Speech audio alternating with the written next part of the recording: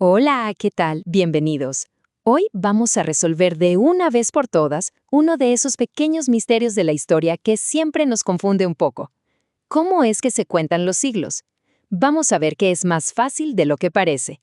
A ver, pensemos en esto un segundo. Todos asociamos el siglo XX con los años 1900, ¿verdad? O sea, la llegada a la Luna en el 69, todo eso. Entonces, ¿por qué el año 2000, un número tan redondo, fue el último año de ese siglo y no el que dio inicio al siglo XXI? Suena un poco raro, ¿no? Bueno, quédense conmigo porque vamos a desarmar este rompecabezas. Y aquí es donde empieza la parte interesante.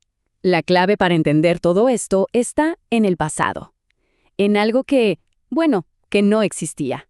Hablamos del famoso año cero. Es que, miren, hay que viajar en el tiempo hasta el siglo VI. Cuando se armó el calendario que usamos hoy, la idea del número cero, como la conocemos, simplemente no era algo que se usara en Europa. El concepto todavía no había llegado. Así de sencillo. Y esto lo deja clarísimo. Fíjense bien, el calendario pasa del año 1 antes de Cristo, ¡pum!, directamente al año 1 después de Cristo. No hay una parada en el medio, no hay un año cero. Es un salto, de 1 a 1.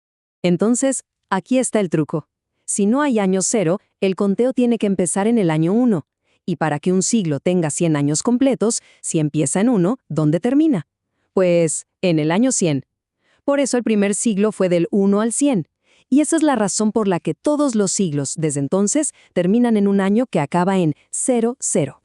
A ver, para que esto quede súper claro, vamos a pensarlo con caramelos. Imaginen que tenemos una caja donde caben exactamente 100 caramelos. Metemos el primero, el segundo, así hasta llegar al final.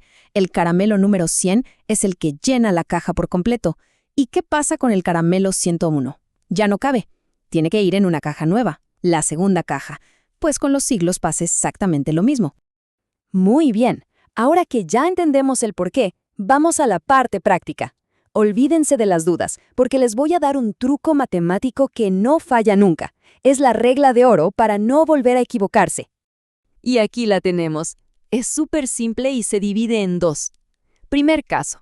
Si el año termina en doble cero, como 1500 o 2000, es muy fácil. Los dos primeros dígitos nos dicen el siglo. Y ya está. Ahora el segundo caso, que es el más común. Si el año no termina en doble cero, solo hay que tomar los dos primeros dígitos y sumarles 1. Vamos con un ejemplo rápido.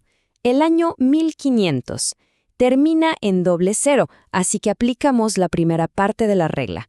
¿Cuáles son los primeros dos dígitos? 15. Listo, siglo XV.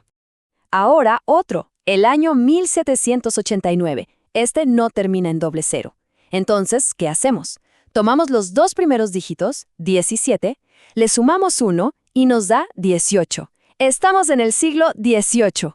¿Se dan cuenta? ¡Es infalible! Perfecto. Ahora que ya conocemos la regla, ¿qué tal si la ponemos a prueba? Vamos a viajar por algunos momentos clave de la historia y a practicar. Esto se va a poner bueno. Empecemos con un evento importantísimo, la caída del Imperio Romano de Occidente, año 476. Aplicamos la regla. El año es 476. Como no termina en doble cero, tomamos el primer dígito, 4, le sumamos 1 y da 5. Así es, la caída de Roma fue en el siglo V. ¡Perfecto! Vámonos ahora a un año que todos conocemos, 1492, la llegada de Colón a América. A ver, hagamos el cálculo. Tomamos los primeros dos dígitos, 14, le sumamos 1 y nos da 15.